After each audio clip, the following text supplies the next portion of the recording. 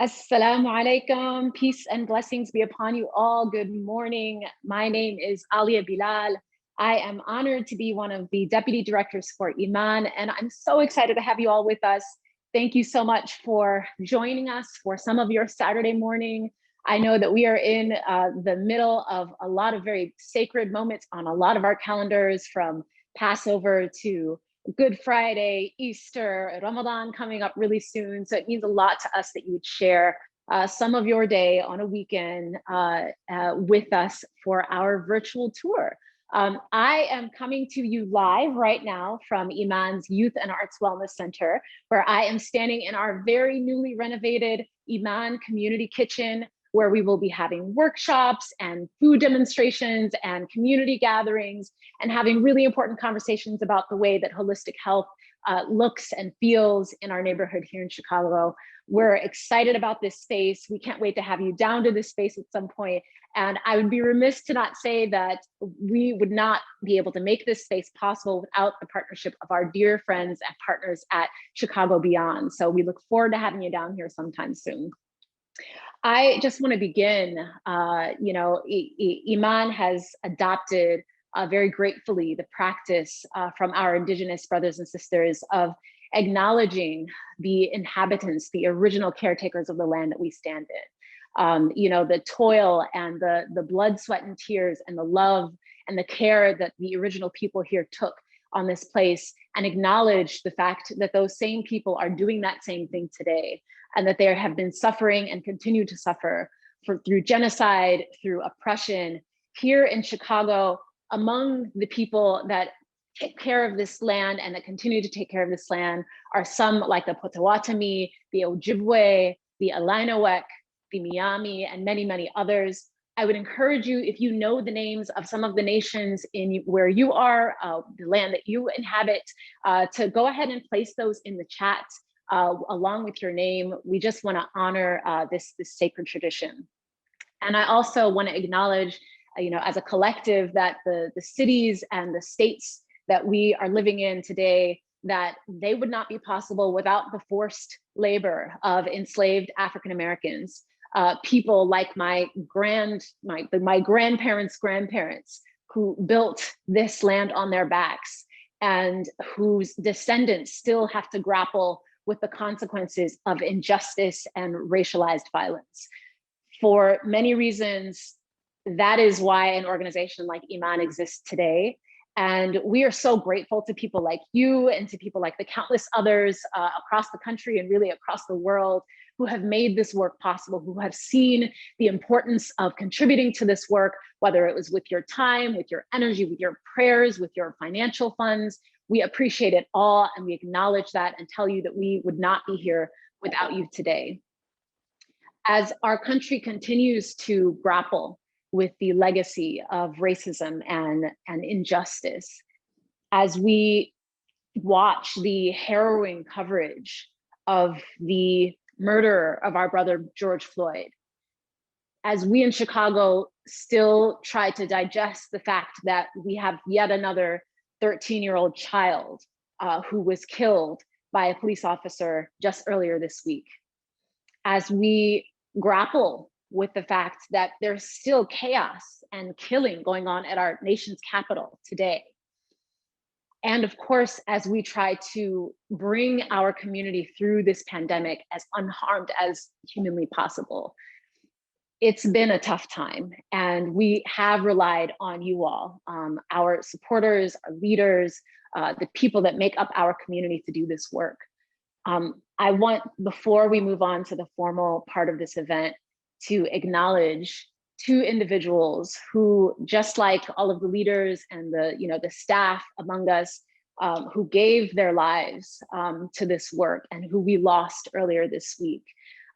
Those two people, one of them, our dear, dear beloved sister, Ernestina Milla, who was a patient care specialist at Iman, who was a mother and a mother figure to so many people across our city, and who gave so much love and honor and respect to the people that came into the health center. We lost her this week, and I ask that you honor her and pray for her family. We also lost a dear friend and ally to our community, Rabbi Robert Marks. who was the founder of the Jewish Council on Urban Affairs, who has again been an ally to us, who has really taught us what it means to both love your community so much that you call them out when it is necessary, but that you also call them up. I ask that you honor him and that you keep him in your prayers as well. I also want to ask, there was a gentleman, there was a brother, a supporter of ours who was going to be on the call today, but who could not for severe health reasons. He asked me to please just ask that we make a little collective prayer for him silently when you have time. To please remember him in your prayers and ask that he, who is someone that has sustained this work, that whose own talents and his own his funds and his support has gone into making this work happen. Please keep him in your prayers for his health and recovery. I also want to acknowledge some very, very important people, a very special group of people that have been toiling with us at Iman. We have been cultivating a very diverse and beautiful group of directors, board of directors. And this group is full of extremely talented people, of experts in their field, but more importantly than any of that, people that love this work and that would give anything for this work, and who spend time and hours making sure not just that they are fulfilling their fiduciary responsibility as board members, but making sure that this organization has what it needs to continue doing the work that it does. So I ask, to acknowledge our board members, and any board members who are on the call today, if you could give a little wave, we'd love to see you. And of course, I could not bring us into our day without also thanking my dear beloved staff members and leaders at Iman, many of whom are on the Zoom today. I ask if you could give a wave as well. It's been a tough year, and it's been a tough week, especially for us at Iman, with the losses that we've been sustaining. And I ask that you keep all of my brothers and sisters who are on our staff in your prayers. It's hard work, y'all, and they're making it happen every single day. And I'm profoundly appreciative of all of them. So without further ado, y'all, we're going to take you into this. I'm so excited. We normally love to have people here on campus at Iman. Iman, if you know Iman, you know that we like the tactile, we like community in space, we like to be with people, we like to be able to hug people, embrace people. We haven't been able to do that in the last year. And so we're making up for it in some small way with this virtual tour here. And we know it's no substitute, but we're excited, especially just to be able to show you a little bit about what your support has made happen here in Chicago. We're going to show you some of the new developments that have been taking place. And of course, we're not going to do a full laundry list of everything that we do. We'll have time, God willing, in the near future to bring you down and love on you in space. But for now, please enjoy this show of Iman's work.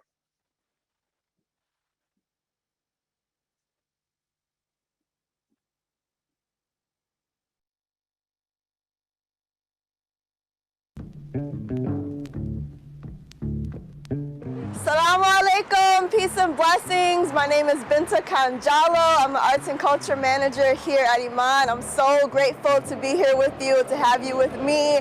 We are here on our campus. It's been a really interesting year for a lot of us, but there's been tremendous amounts of growth. So can't wait to have you on this tour with me.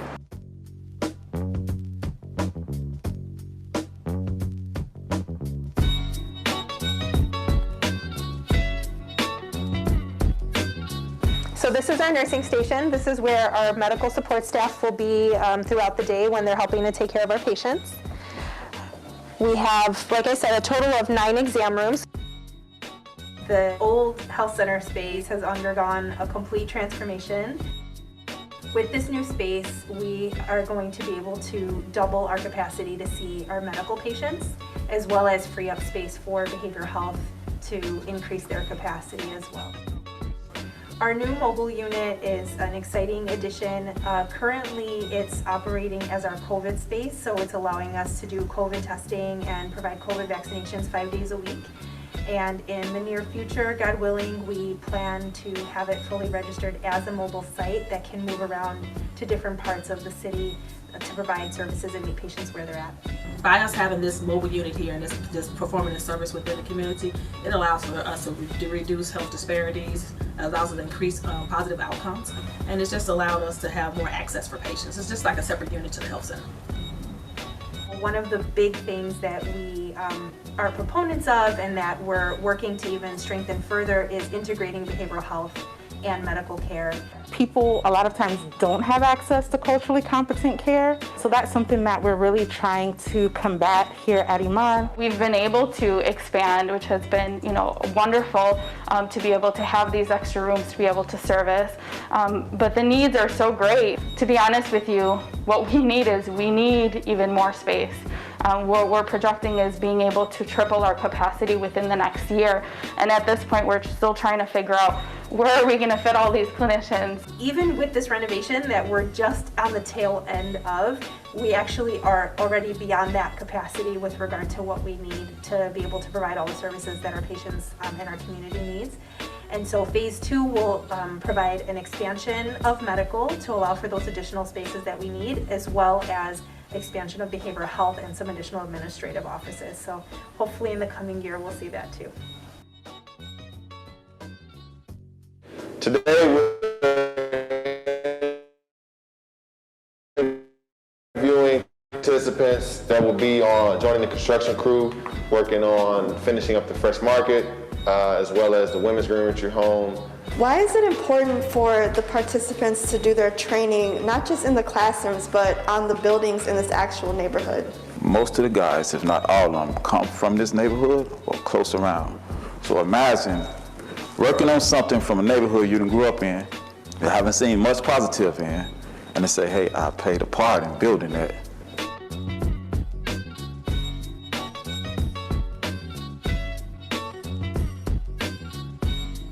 So now we are at 63rd and Racine. There's so many amazing developments happening here. To the right, we have our upcoming Community Fresh Market. We have the Regenerator. We have Iman's official Inglewood offices. And a little down the way is our upcoming women's residence that is going to be a new construction.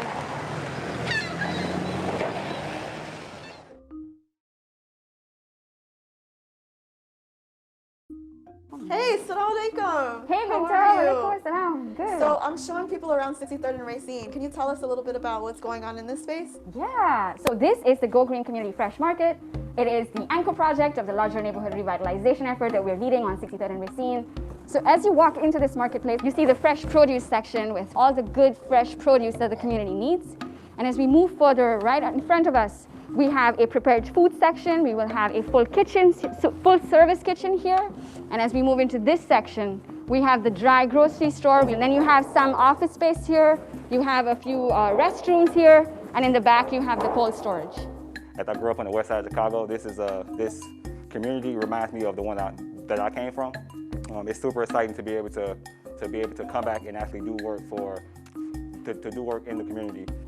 The market is important because it is a reflection, an expression of the love of the community for the community. It is an expression of the dream of the community to build what it deserves.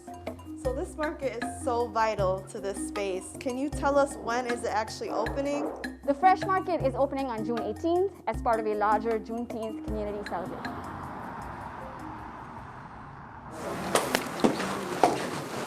Assalamu alaikum, Ahmed. Assalamu alaikum, Jaleel. Can you tell me a little bit more about what is actually going on here and where we are? Where we are now is in a multi-purpose building. It's going to serve as the housing for our main community organizing team and our community intervention and public safety buildings. It's also where we are now. It's going to also house the food pantry. So this effort is just part of creating a food hub that is connected to that larger work. Whether it is the fresh market or the pantry that we have here, we're building a robust food ecosystem led by the community, guided by their needs, and in a sustainable way, as well as meeting that direct, dramatic need that's happened as well, to be able to just get food into families' houses as well. What's going on? I'm good. So I'm showing everyone our new development. So why Inglewood? Why Inglewood? Inglewood for Iman is essential. It's pinnacle. It's pinnacle is for the South Side. And so for us, we've been here building. We've been here working. And right now, we're on the intersection of 63rd and Racine. Can you tell us a little bit about the development that's going on here? Well, the bold development that you see here on 63rd and Racine, first and foremost, is a long time coming, right? It's been hard hit, forgotten. And Iman has stepped up to really kind of think about this larger holistic transformation model of both when we think about our quality of health and quality of life. We start with the food. This was an old corner store that our campaign was working with. One of the residents came to us and said we need to be working with this store. We were able to acquire the building. Now it will be a fresh market that will be opening up in June. Right alongside here will be mixed use income housing for called the Racine Village. We'll have an open train stop that we're working and organizing right now, and working with at the federal level, the state level, and at the local level to open up this train stop to make it a dignified space and to grow a vibrancy. Here we'll have grassroots education. We'll be talking about food. We'll be cultivating a shopping experience. And so Iman is helping to really radically reimagine not only what this space can be, but actually modeling it for the community. So we're at Woods Academy. Can you tell us a little bit about the developments that will be happening over here? This is the largest asset, 60,000 square foot building. This right here is going to be what's called the Regenerator. We got the right of entry agreement with the city of Chicago and CPS to go in and do the first phase. But this is a space for returning residents that for the first time we'll be able to extend our residency and housing. Returning residents coming home to 103 beds, a gym, a kitchen, a space for cooking, breakfast programs that we want to get back started to help shift the culture, grassroots education around the idea of what is our health looking like. We'll have our satellite health center placed in this building, and the Regenerator will become a life center and a support that's been sitting vacant for so many years. It'll bring vibrancy back to the neighborhood. Thank you, Shamar.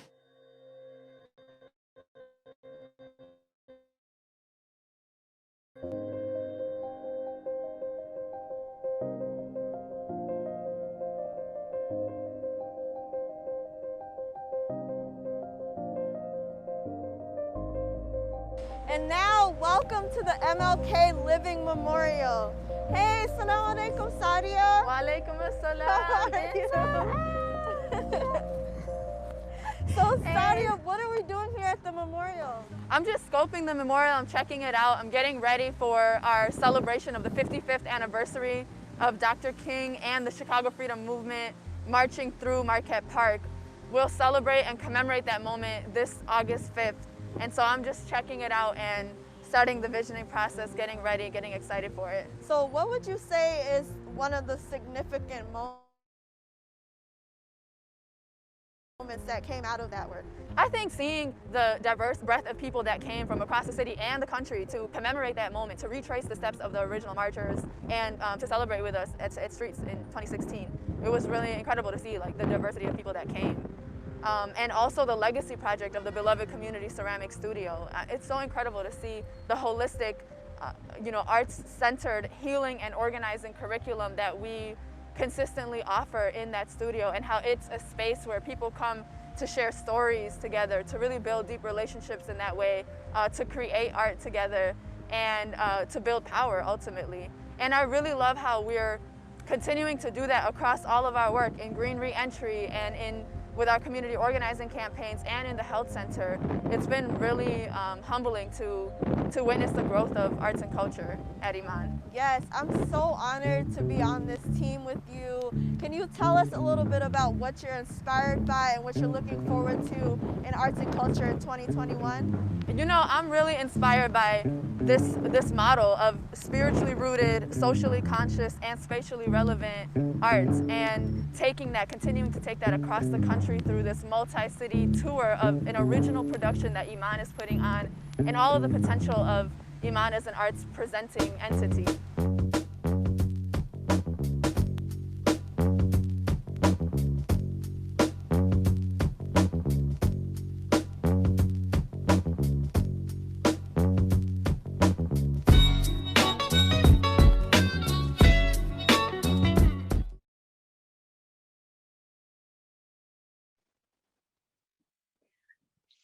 So welcome back, folks. I hope you enjoyed that little tour. I know, obviously, that is just a small snippet of all of the work that is happening here in Chicago. You know, we've got new staff, we've got new directors, we've got new initiatives that are all working on this holistic model together. Suffice it to say that aside from all of the physical buildings that you saw, we have been building leaders and we have been building power. And it's been a really, really important time for us to organize in Chicago and over the last year. And I'm profoundly excited about all of the work that my coworkers and our leaders here at Iman have been doing in Chicago. One of the things that you heard talked about a little bit in this video was our broader work on Go Green on Racine, our work that we're doing in Inglewood with our spectacular partners, RAGE, Resident Association of Greater Inglewood, Teamwork Inglewood, and EG Wood. We are proud residents of the 16th Ward. Our amazing Alderwoman Stephanie Coleman may be on this Zoom today, but there's going to be so much more information about that you will be hearing in the next few weeks and months. That is a huge, huge project, and we're really excited about the potential for that to really serve as a model for how this kind of work can happen across the country. So stay tuned for all of that. And now, what we have really been looking forward to has been to give you all an opportunity to have a little more insight on the work that we're doing in Atlanta. You know, we started our work here in Atlanta 5 years ago. We're on our 5-year anniversary. There's been so much building, so much organic growth. And we've just been really inspired by all of our staff and our leaders there, our team members that are hustling down there in Atlanta and really doing some spectacular and moving work. You know, we're honored to have with us a very special guest who was able to join our executive director, Rami Nashashibi, down in Atlanta for a visit of our Greenery and Tree village and of our offices. We have our dear sister, Salima Abdul Ghafoor, who is the Director of Communications Division and the Chief of Staff of the CCO at the Bill and Melinda Gates Foundation, and has also been a staunch advocate and a supporter of Iman Atlanta's work since the get-go. So we're really, really excited to have her down there to visit the spaces with Rami and to just have a really important conversation with our team down there about the powerful, moving, meaningful work that they're all doing. So sit back and enjoy the conversation.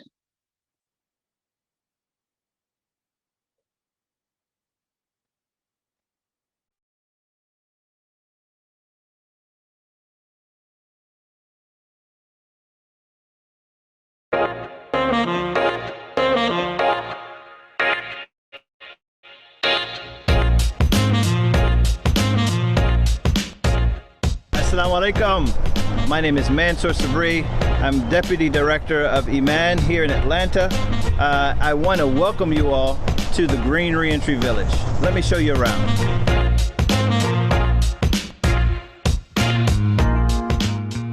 In 2019, we cut the ribbon on a 10-unit housing complex. This is one of 10 identical units. We house the brothers coming home from prison and the reentry program and their families. And this right here is the living room. So some of the residents who live here now, currently, they are the ones whose hands built and designed these units as a total gut rehab project. This is a vision of creating an opportunity for returning citizens to see themselves in the full whole life development of our neighborhood and our community. The idea of having a holistic environment that's safe, that's clean, comes from everyone having a part in that, participating in the leadership of what takes place on site.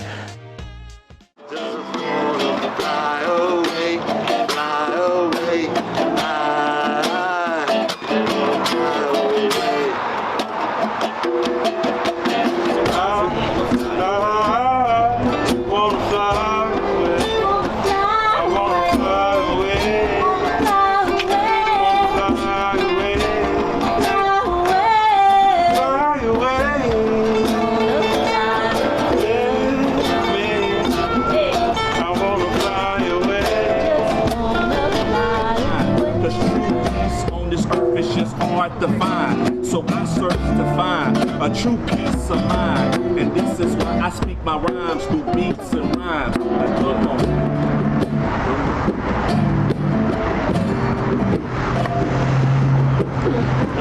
Can we give it up to the author of that song, Liza Garza, without which we would not be able to sing.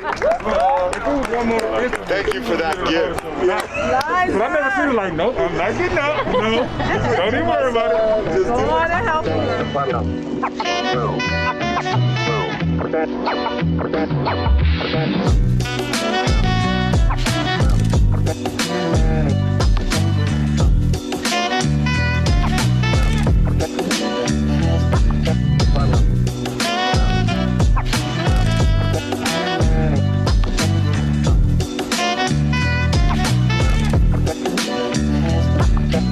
Assalamu alaikum and welcome. My name is Mansour Sabri. I'm here with some esteemed colleagues and leaders to have a conversation. Here I have community organizer Karima Hanifa. I have my dear brother here, artist and organizer Eli Lakes. Our case manager, brother author Majid, and a very special guest, Sister Salima Abdul Ghaffar, and our executive director, Rami Nasashibi. And they're going to kick us off with this conversation. Alhamdulillah. Assalamu alaikum. Bismillah ar-Rahman ar-Rahim. I want to also thank Mansour and the Extraordinary Man staff and leaders here in Atlanta for welcoming us, for being a part of this, and then most especially to our dear, precious sister, Salima Abdul Ghaffar, who has so many accolades and has such an extraordinary history of just activism, from Chief of Staff, Chief Communication Officer of the Bill and Melinda Gates Foundation, where you oversee and orchestrate giving in the health fields across the globe, and where you've done such extraordinary work in for a number of years. And then also, of course, even before that, both in philanthropy, as an organizer and activist, as someone who's brought up with community, and as someone who is deeply rooted here in Atlanta, and someone who has supported this work, not only the larger community organizing work that helped us inspire this model that gave birth to Iman over 22 years ago, but specifically the chapter here in Atlanta. We recall you in those early meetings, in those early gatherings, those early fundraisers. You are called upon for lots of things in Atlanta, across the country. You showed up, you showed out, you're here with us today, and we're profoundly grateful. But I think as an opening question to you, my question is why? Why is Iman, and especially Iman Atlanta, so important for you? Why is it worthy of the type of time and attention you have given it? And again, what has driven you to be such a strong supporter of seeing this model grow? Thank you so much. It's really an honor to be here with each of you, Sister Karima, and Brother Mansour, and Brother Eli, and Brother Arthur, and Brother Rami. It's in my blood. It's in my roots. My parents, Umi and Abu, were teachers, and they gave of themselves all the time. And they taught us, me and my brother, that we have to give, and you give where you live, right? So it is in my ancestral memory, it is in my recent family memory that we give and that we support where you live. And so what that has looked like is throughout my career, I have looked for places where I can give my time, my talents, and my resources for the service of greater good. And so Iman was an organization that I have followed for many years. I knew many of the people that came in and out and circulated through. And I've always been incredibly impressed with the model that you're growing. It feels holistic. I was happy to see that there are women in leadership roles. I was happy to see that when they talked about Islam, my way of life, that it was an Islam that was open, that was inclusive, that was equitable. It's always been a pleasure to see Iman grow and evolve from not just so community organizing, but also healthcare, but also just the basics of keeping really good practices around nonprofit development and an active board and audits and all the things that make it transparent and accountable to the community and to the people. So really, I'm honored. I was, Atlanta, the Black Mecca of the U.S. I was really happy to see it. This is my chosen home. I grew up in the Northeast, but I chose to live in Atlanta because of the Muslim community here and because of the African American community here. And so when I learned that there would be an Atlanta-led Iman, I was like, I have to support that, right? Like this is what we're supposed to do. We're supposed to give our time, our talents, and our resources in the places that we live to make it better. It's interesting because few people have had the type of perspective that you have, particularly someone who has grown up in this, understands it from its early inception of movement building. Got a lot of people that are watching across the country that come from that history. A lot of American Muslims that are coming from all different backgrounds, but we also have a lot in philanthropy. Iman has emerged, as you said, now as one of the older nonprofits, because now we're 22 years old, and although there's an extraordinary history of activism that precedes us that we're on the shoulders of course, but in terms of nonprofit infrastructure building, we've had these years of kind of intense challenges and rough experiences and growing with the sector, and now 5 years in Atlanta. You as a person that sits on one of the most, probably, illustrious foundations here and across the globe, and has counseled foundations, has mentored and worked with a number of other foundations, have a really good inside-outside understanding of how that world works and how often our communities have to navigate the foundation trajectory. Iman has tried to build a holistic model, right, that connects all this work around health, wellness, and healing as the mission statement. Why is that so important and still novel in some ways in the field? But from your perspective, why is that such a critical path to continue to forge forward on? If I understand your question, we owe it to the people who support us. We owe it to our communities to be accountable and transparent. Just like, I'm accountable before Allah, before God. I'm accountable to my parents. I'm accountable to my nieces and nephews. Accountability and transparency are good things. They help to bring the best and highest thinking to problems and issues, and they help us to solve them and to scale impact, right? So Chicago, Iman started in Chicago, and now they have this incredible satellite here in Atlanta in the Southeast, a very different community.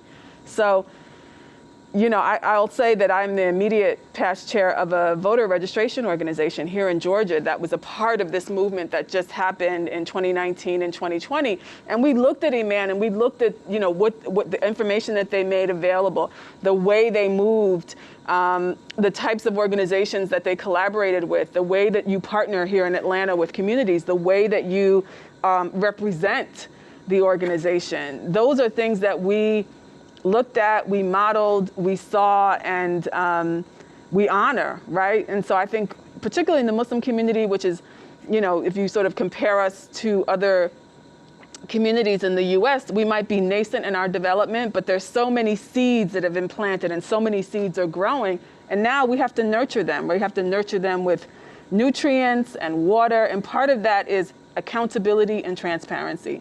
And we expect that there will be trouble, there will be issues, there will be things that come up, but how we handle them, those issues, speak to how sustainable will ultimately be. So, as I said earlier, Iman has really been a model and an example for me and for how I engage. And I hope that it will continue to grow and to thrive with my support and with the support of others. And it's fascinating that, in your modesty, when you're talking about that little voter registration effort, that effort very much connected to all of the extraordinary work that you and the movement that Stacey Abrams built. I know you brought Stacey Abrams to Iman. You were connected with her here. And that movement has grown to have not only national impact, but in many ways, global resonance because of what it built here. And it was some of the basic kind of ability to connect services and organizing and direct kind of, community building in ways that sometimes is not always supported as widely, Absolutely. We have a common history, a common legacy, a common struggle. Stacey Abrams is our natural partner and sister. And before she was famous, when I called her, I didn't have to cajole or beg her. She was like, yes, I'll come to anybody. I'll talk to anybody. I want to engage. I want to share my story. And her story is my story.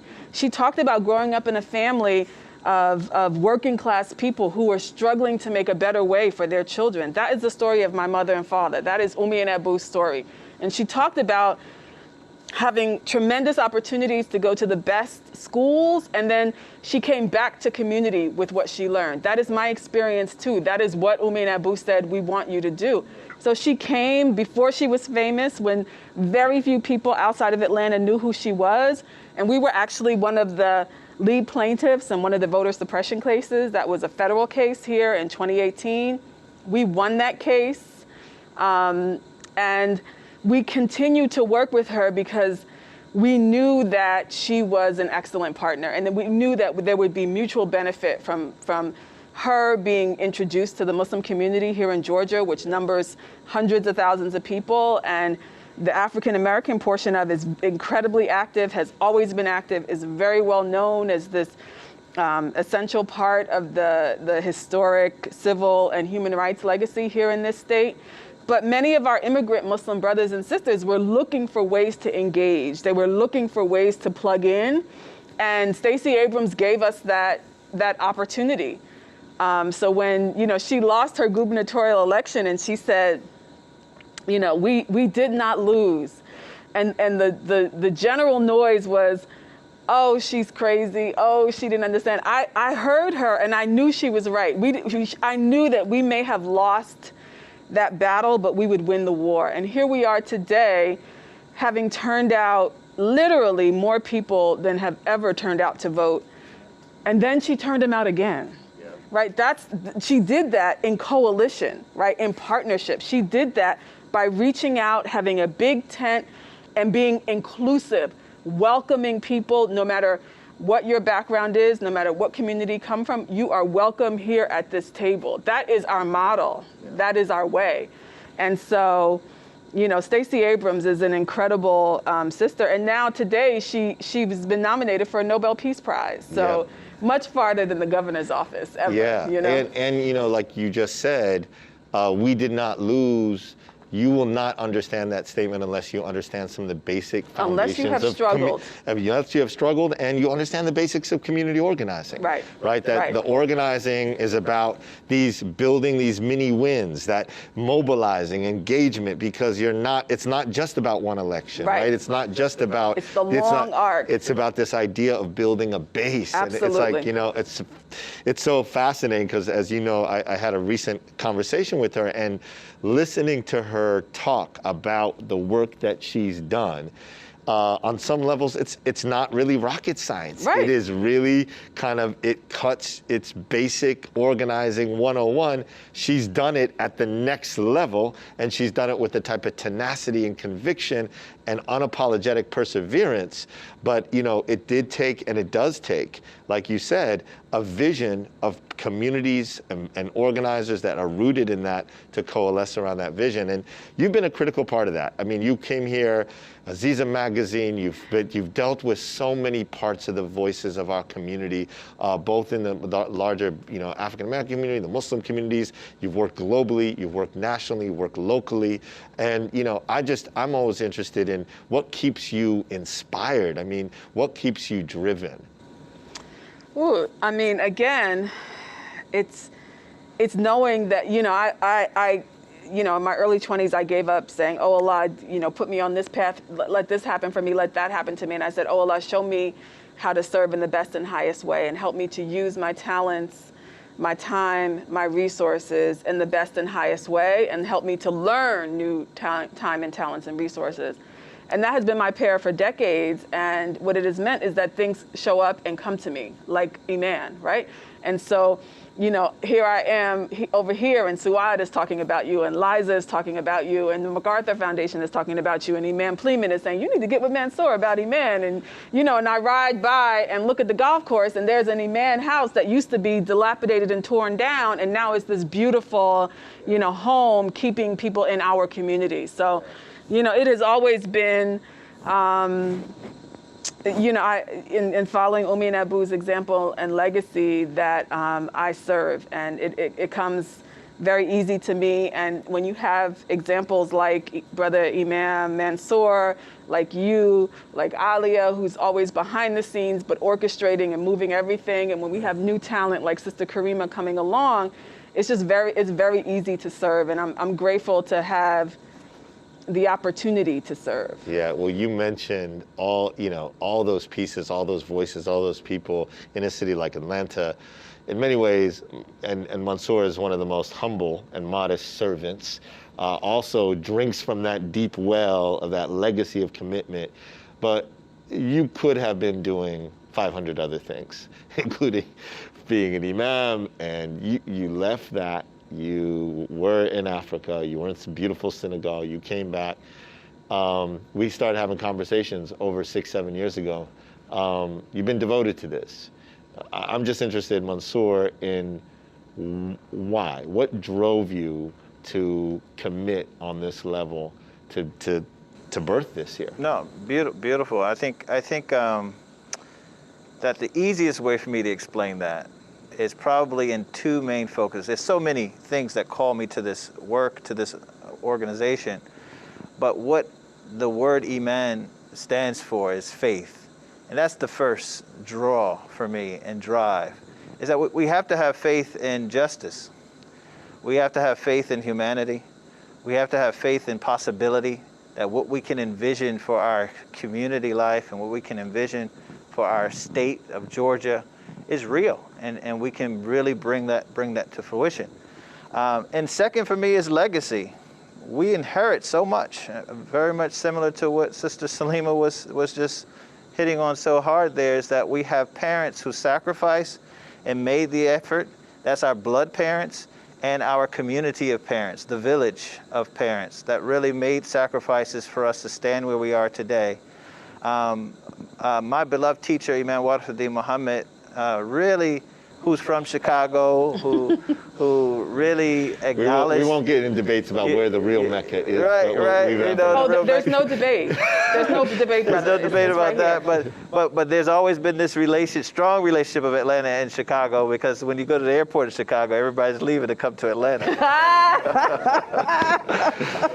but back to the inspiration is that Imam said something to an audience that I was a part of many years ago, and I was probably 16.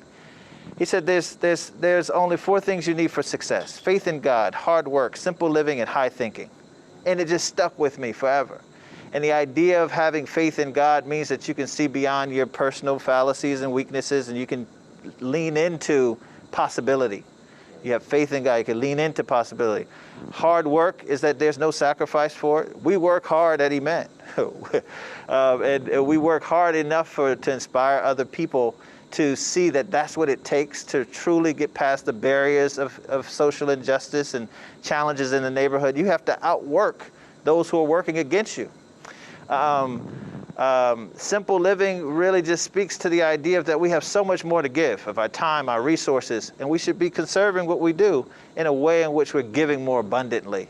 And high thinking, we should have vision that inspires, that really opens up the view for people to see that we're not an exclusive group of Muslims in America, but we have a way of life that's very inclusive to the way of being and existing, that serves justice for all, that inspires to have fairness and equality and equity for all people, men, women, all faiths, all religious backgrounds, allowing for that to come into fruition for America is what we're charged to do. Iman embodies that in so many ways, and witnessing it in its growth, 25 years in the making, 5 years locally, to see the level of dollar support that has poured in for us to say Atlanta is our new city. We will establish a model in Atlanta that will rival anything we've seen, because we have so much so much work that's been done, so much that's been invested in the model. Now we have an opportunity to have a fresh start, and we've used that opportunity to build some beautiful things with some wonderful people. I'm proud to serve and be a part of the work, to work with some amazing colleagues who are here at the table for this conversation with us today, but so many more, leaders like Salima and others who just poured in the love and support that we need. Can I say one thing? Sure. I just remembered that how I was introduced to you, just so impressive. You know, Imam Pleman is a mentor to many of us. He was a contemporary of Imam Warthi Muhammad, and he has mentored many young Muslims across the country. And he was the Imam at Atlanta Masjid. And, you know, we know in other communities that imams sort of stay and like die in office, right? Like, and it was so refreshing because Imam Pleman stepped down while he was still vibrant and alive. And he said, we must make way, we must make a space for youth leadership. And I was like, what? You know, like I had not seen that model before in our community. That's just the truth, right? And who stepped into that was Imam Mansour, right? And when he came forward with his family. So when you saw him, he had his parents and their legacy. He had his wife, his children, and it was a very different way of seeing spiritual leadership in the community. And so I was very proud to be in a community and to support a community where youth were included and welcomed to the table, and our voices were welcomed and included in the table. And that is so becoming the executive director of Iman here in Atlanta was just the natural progression for your evolution, and it's just another way that, you know, Atlanta is the Mecca of the U.S. Well, listen, one thing that is indisputable about where you are, and when you talk about that model, right?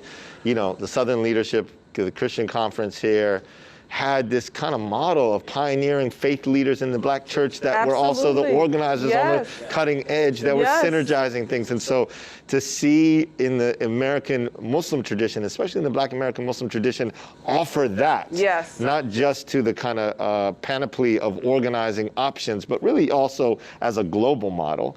And for someone like Mansour to transition from that into this extraordinary leadership, he did so with humility, knowing that taking on a nonprofit role is a whole nother set of expertise. And you know, it's not about me, right? It's really about seeing what's necessary to take our community vision to the next level.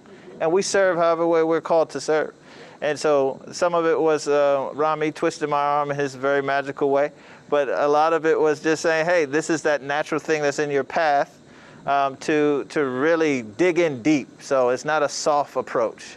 I thought, well, they heard all the other things before that. That you were on point. I think people believe you that you're here out of your own conviction, and nobody twisting your arm. Everybody knows Rami's talent.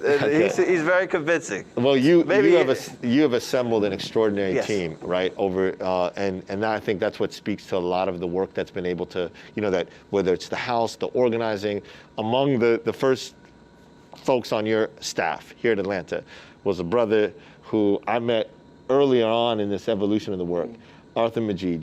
You've seen now cohorts of one of the most successful programs that we've been able to incorporate, again, this holistic model, focusing on some of the work with returning citizens, returning residents.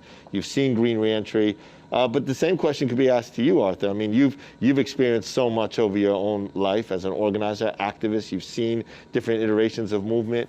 But you came on with Mansour. You've seen this model grow. You've seen the challenges. You've seen the possibilities. Why are you here, my brother?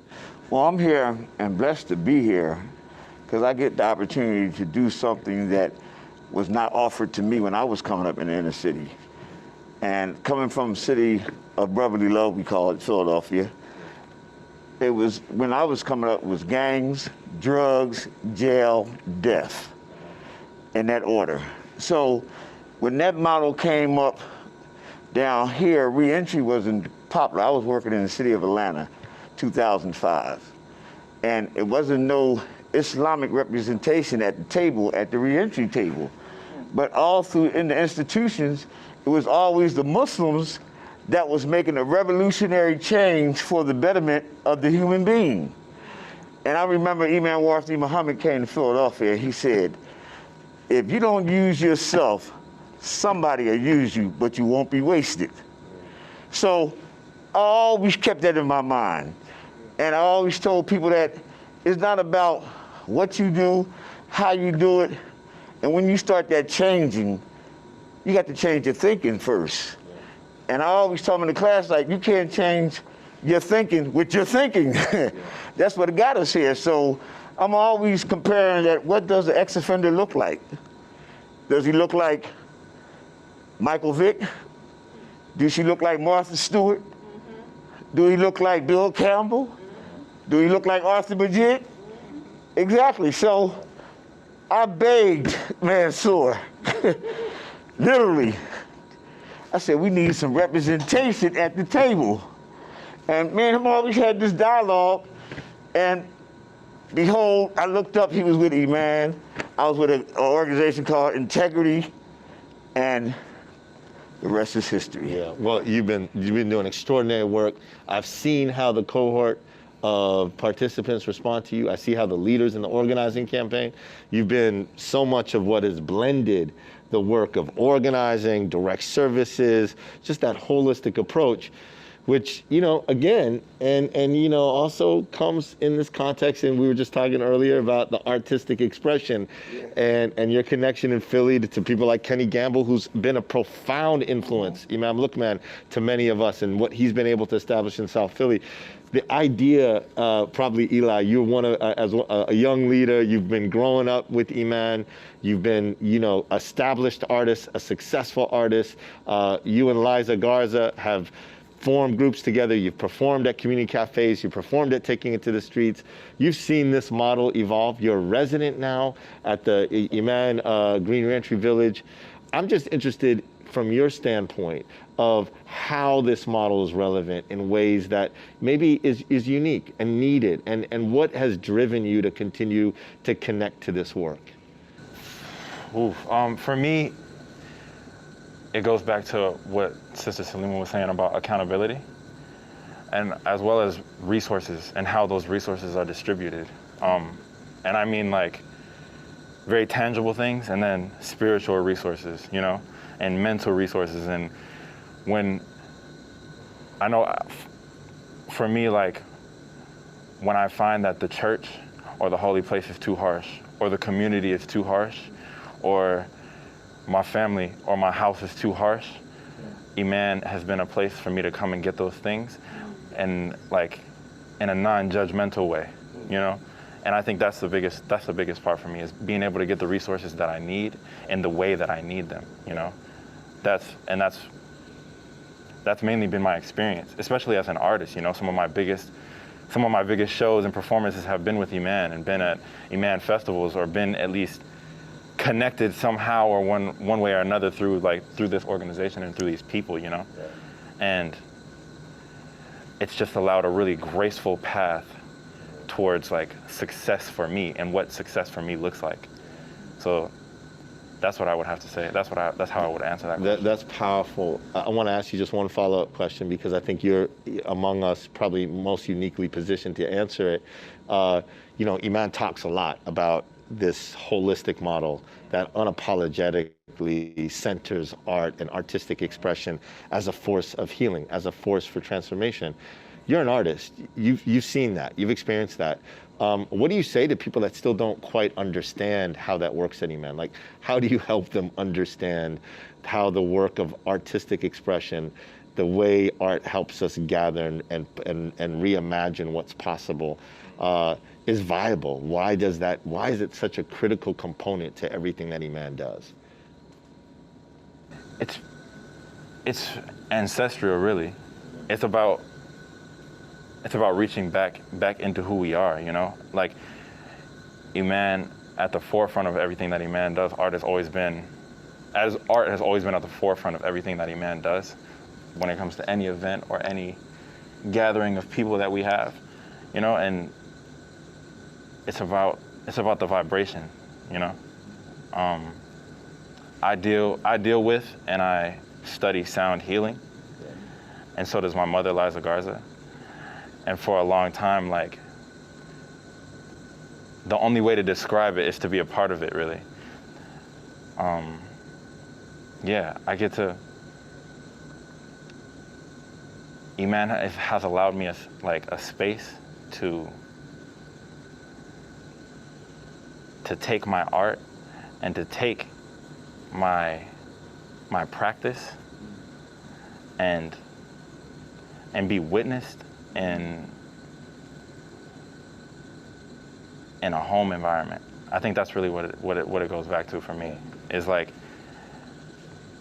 the music brings us back home, you know, and the art brings us back home into a place where we're comfortable. That's powerful. Yeah. That's powerful, and that vision of coming back home, that idea of coming to a place that we can all feel connected, right? And all feel rooted and all feel grounded and all feel like we have a place to lift up a vision is really powerful. And I think it links really beautifully, Sister Karima, to this idea of coming home, this idea of, especially at the base of so much of Iman's work historically in Chicago and here, have been the people who have been coming home from mass entanglements with the prison industrial complex in this country. Sometimes 15 years, 20 years, 25 years, sometimes just in and out. And that sector of our precious community that wants to give back has had such profound challenges with the ability to genuinely come to what Eli was beautifully describing as home. You know, you've dealt with this personally. You're leading a huge campaign here at Iman that is about enfranchising 250,000 of those voices who are trying to come home as full human beings with the ability to have their voices heard and respected. Tell me why for me, and how as you a think directly this work impacted is so individual, right? And what it's meant for you in your own there was no trajectory, perception that your after own serving journey. 26 years in prison that I would come home and just have this whole life, right? Like I had paid my debt to society.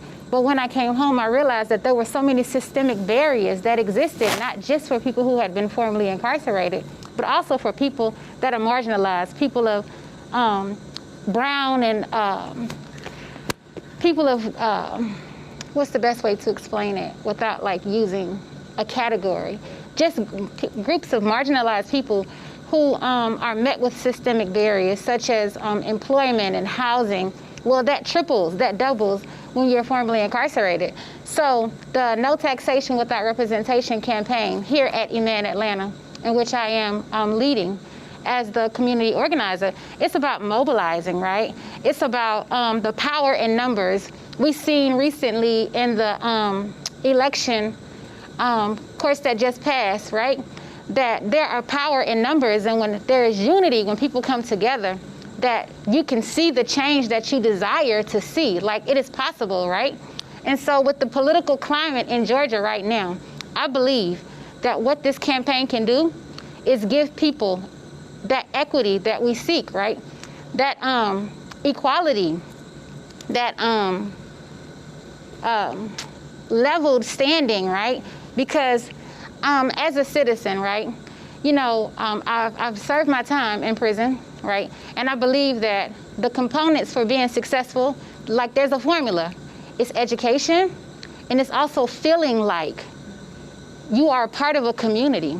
And so how could I believe that I'm a part of a community where my voice is not being heard, where I am not able to select or elect the people who are supposed to represent me? And so I believe that it is important for us now, even if it takes the next 5 years, it will still be of importance, right? That everybody in the state of Georgia, and what that will do is once again place Georgia on the map, but it can be set as a pattern for other states to follow, to see the importance and how people thrive when they believe that they are part of the community that they live in.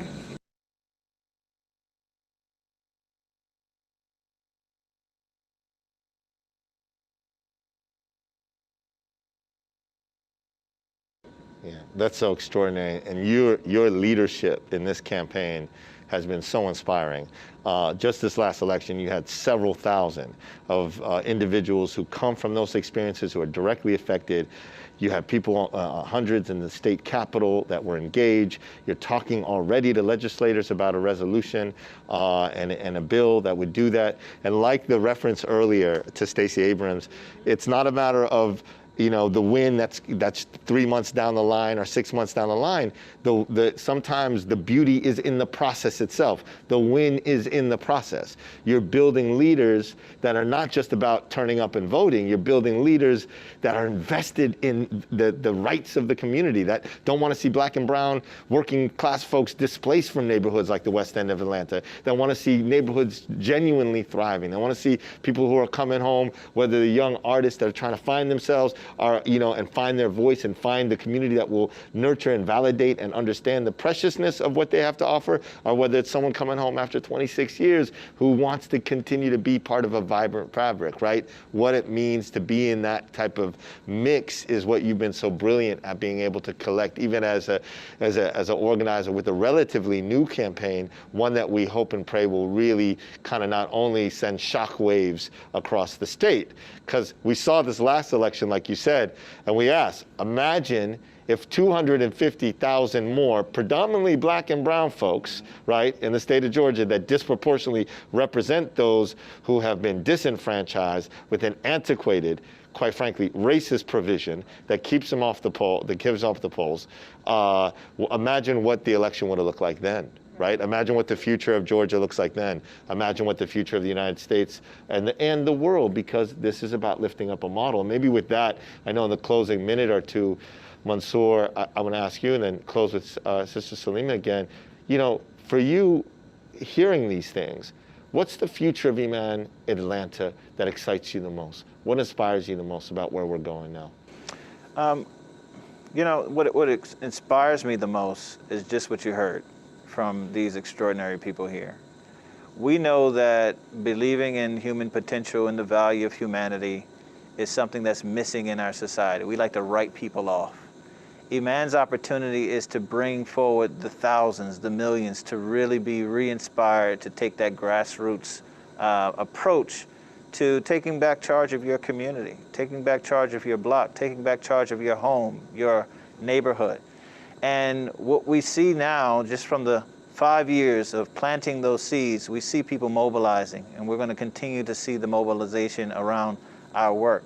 Legacy is so key and important for Iman in every city that we approach this model, because just as we have inherited, we will be inheritance. Our work that we push forward for transforming communities will be inspiration for those to come. We have acquired real estate. We've acquired and we've taken on responsibility for dilapidated buildings that were neglected, and we've put some new seeds to see blossom, and now we're beginning to get the blessings of that. I believe that the more we give collectively, those who are viewing and being a part of our dialogue and conversation here, when you see the work go into institution building, when you see your support, your dollars, your shared experience going into the institution building that we're striving to establish in this holistic model of the Inner City Muslim Action Network, you begin to see the legacy take root that would allow for generations to take that leadership on and continue to do the work that the Quran tells us, indeed, the believers have already won. And so we put our trust, belief, Iman, put our trust and our faith in the possibility of what can come.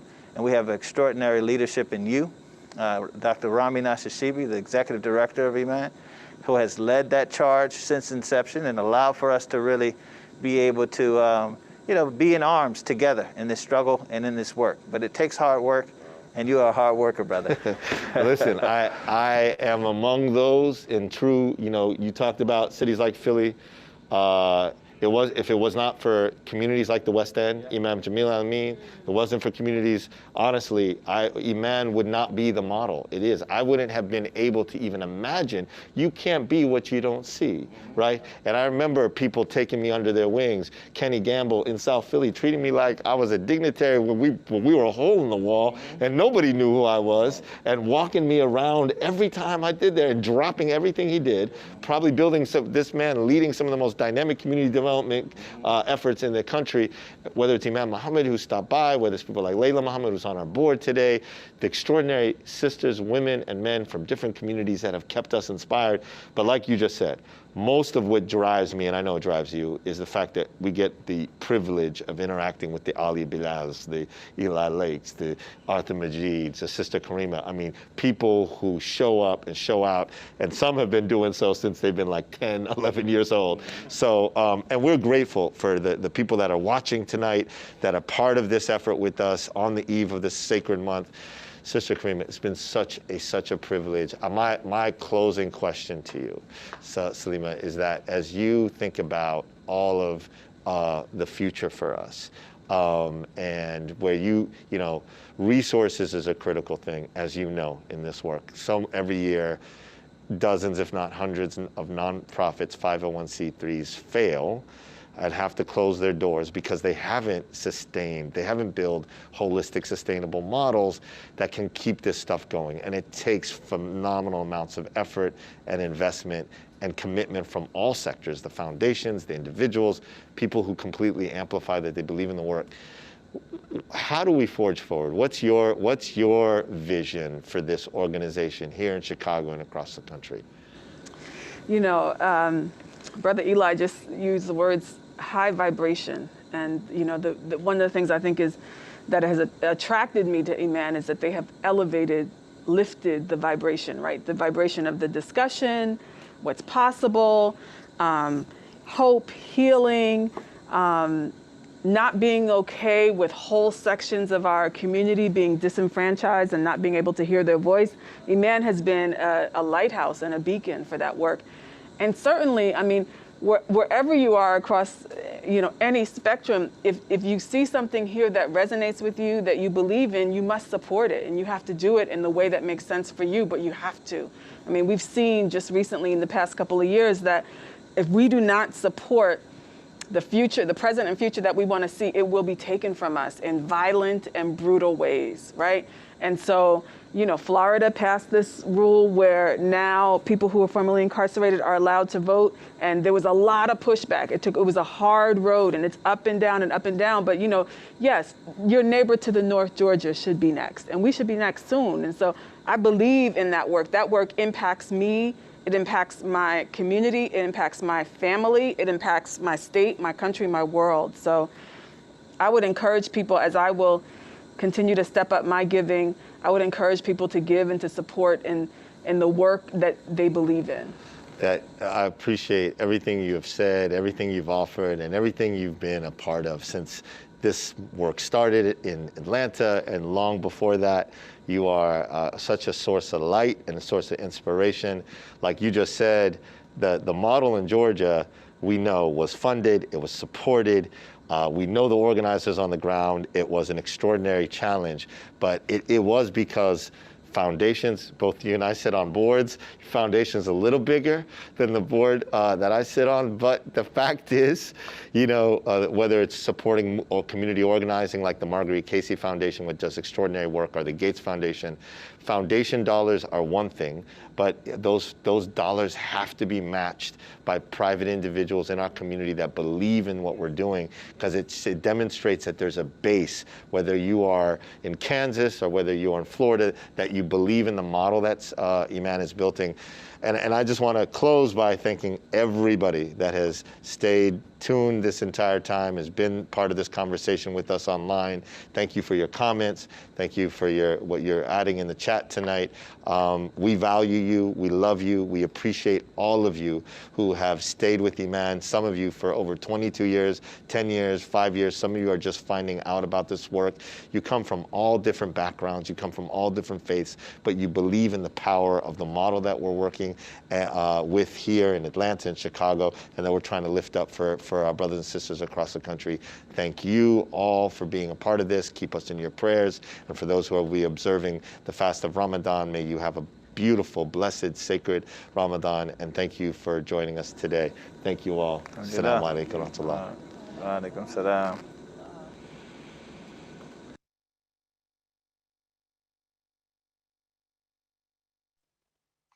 Well, folks, I hope you enjoyed that conversation. And again, we are so grateful to our sister Salima Abdullah Food for joining us. I want to give a big, quick shout out to someone without whose support our Green Reentry Village that you saw there in Atlanta would not actually be possible. And I know he's on the call today, Brother Mohammed Malas, who has made it possible for us to not only have our, our Green Reentry Village be there, but really he's been a sustaining, figure for our work in Atlanta. We're just so grateful for you and all of your support. I'm going to keep this brief, folks, because I know we want to get you out of here and get you on your way for your Saturday. Ramadan is coming. The month of Ramadan is about, I think, 10 days away, something like that. Many of you know that every year for the last several years now, we have held a $1 million Ramadan fundraising drive. And this is an important way for us to continue to sustain our work in both Chicago and Atlanta. This year, we decided to adopt a theme for our year, and we went with the theme of وَتَوَاصَوْا بِالْحَقِّ وَتَوَاصَوْا بِالصَّبْرِ, this idea of persevering with truth and patience. And the idea for us about, especially in a year like this, truth telling, making sure that our work is speaking the truth where it's needed. The idea of patience, the idea of patiently persevering for us, especially as an organization, means that we are committed to the things that we're committed to the issues that we're working on over the long haul. We're committed to not just responding in the moment, responding to a situation as it's happening, but we're committed to building institutions. And that's something that, all of your support helps to make possible. We have over the last 23 years, have had the committed support of so many people that are on this call, so many people that are not. We've also had the sustained support of our foundation partners. And we have several on with us today. We've got representatives from Margaret Casey Foundation. We've got folks from the Woods Fund, from the Pillars Fund, from Polk Brothers Foundation, from the Chicago Regional Food Systems, from the Joyce Foundation. And that support is so very incredibly important. But the thing that they continuously tell us over the years, and the thing that has never, stopped being so significant to us, is the fact that, and you've heard me say this before, you've heard Rami say this before, that those foundations give because you give. They give because they know that there's a base of people, of leaders, of supporters that are there ready to sustain Iman's work over the long haul, beyond just a moment, beyond just an issue that's happening that day. They're there to actually build an institution, and foundations love to see that. And so we are asking our community that as we move into this Ramadan season, that you help to keep us sustained. We would like to meet that $1 million goal, and to succeed that $1 million goal, God willing, and we ask for your help in doing that. We know, of course, that many people like to give their zakat, and of course, all of the work here has been deemed zakat eligible. Of course, it is tax deductible. We know that many people like to give that during Ramadan to maximize on the blessings that they can give. What we ask for you is that if you think that you're going to be giving a gift to Iman this year, if you could actually let us know that. It really helps us to be able to know what we're looking at as the first few days of Ramadan come in, so that we're not having to struggle and kind of go into that season with the angst of, are we going to make this goal?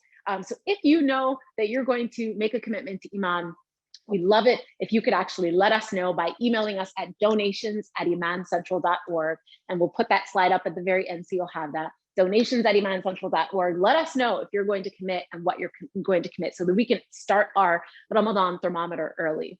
There's going to be a lot of wonderful Ramadan programming that we look forward to letting you all know about in the next few days. One of those things, of course, is going to be our community iftar, which of course will look a little different than the 500 people on our lot that we love, that we of course cannot do this year. But we will be having a program that we'll invite all of you to, and I hope that you'll come virtually to that event with us. And the one last thing here is that Iman is we are expanding, we are growing and building. I mentioned the fact that we have brought on some new staff in the last several months. We are looking to hire, we're looking to build our team and to continue to add really talented folks to our family here. And so we're actually going to be having a short virtual career day, virtual of course, On Saturday, April 17th, it'll be a short, less than an hour program. If you know anyone that is looking for a job, that has been wanting to work at Iman for a while, that you just think might be interested in working with us, we encourage you all to let them know. And we'll of course be sending out information about that in the coming days, God willing. That's really it from us here. I just want to thank you all again.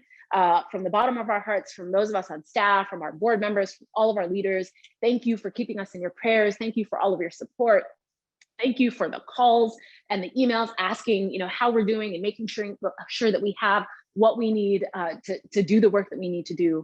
We could not do this work without you, and we're just so profoundly grateful. Have a wonderful rest of your day. For those of you who are going to be observing Ramadan, a blessed, blessed Ramadan.